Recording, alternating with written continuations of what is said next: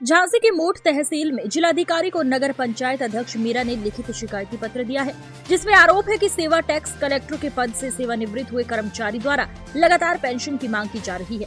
मूल पत्रावली में कई स्थान पर ओवरराइटिंग एवं पेज संख्या 34 एक मूल रूप से फाइल का भाग प्रतीत नहीं होता है, जो फर्जी तरीके से लगाया गया है।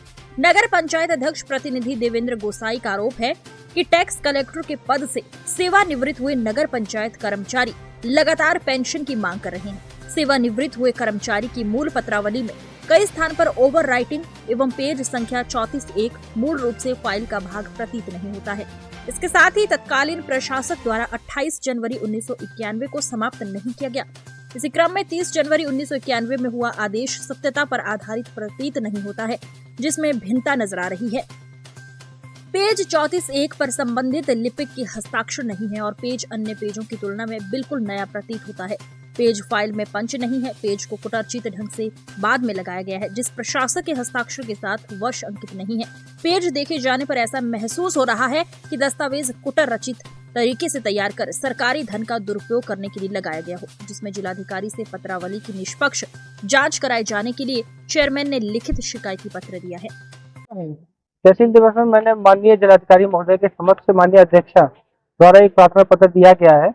जिस प्रार्थना पत्र के बाबत में हमारे एक पूर्व कर्मचारी हैं महेश बादल, रिटायर्ड हुए हैं, उनकी व्यक्तिगत पत्रावली जो है उसमें कई जगह ओवर राइटिंग है और एक शासी अधिकारी के साथ अभद्रता के माध्यम से 1991 में इनको सस्पेंड किया गया था और उनके आदेश अनुसार इनको वेतन के साथ बहाल किया गया था, वेतन वृद्धि रोककर।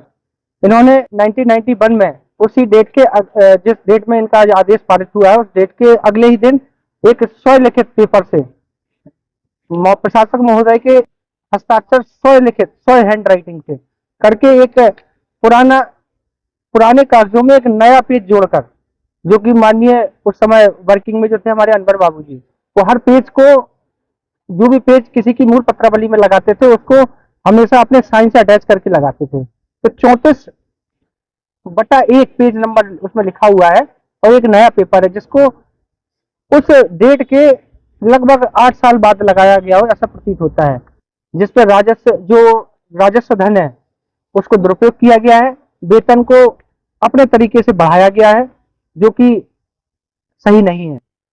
उसके बाबत में हमने लेखा विभाग में स्थानीय लेखा विभाग में फाइल परीक्षण के लिए भेजी थी। उसके बावजूद भी बाहरी प्रेशर, राजनीतिक प्रेशर से उस फाइल को वापस करा दिया गया है और लगातार पेंशन की मांग की जा रही है। जिन कागजों में फर्जी दस्तखत हैं उन कागजों को अपने हाथ से जोड़कर वेतन बढ़ाकर इन सब मामले को लेकर माननीय अध्यक्ष द्वारा जिलाधिकारी महोदय को प्रार्थना पत्र दिया गया है, जिसके बाबत में उन्होंने जांच के लिए उसके आदेश किए हैं और हम ये आशा करते हैं कि जो निष्पक्षता हम चाहते हैं वो निष्पक्षता जरूरी रहे, क्योंकि आए दिन नगर पंचायत के काम में रोड़ा डालना, आए दिन हर काम को अपने तरीके से व्यवस्थित करना ये ठीक नहीं है। जिनके घर पत्थर के होते हैं वो फौलादी घरों में पत्थर नहीं फेंकते, जिनके घर कांच के होते हैं वो फौलादी घरों में पत्थर नहीं फेंकते हैं। इसलिए अभी भी समय है।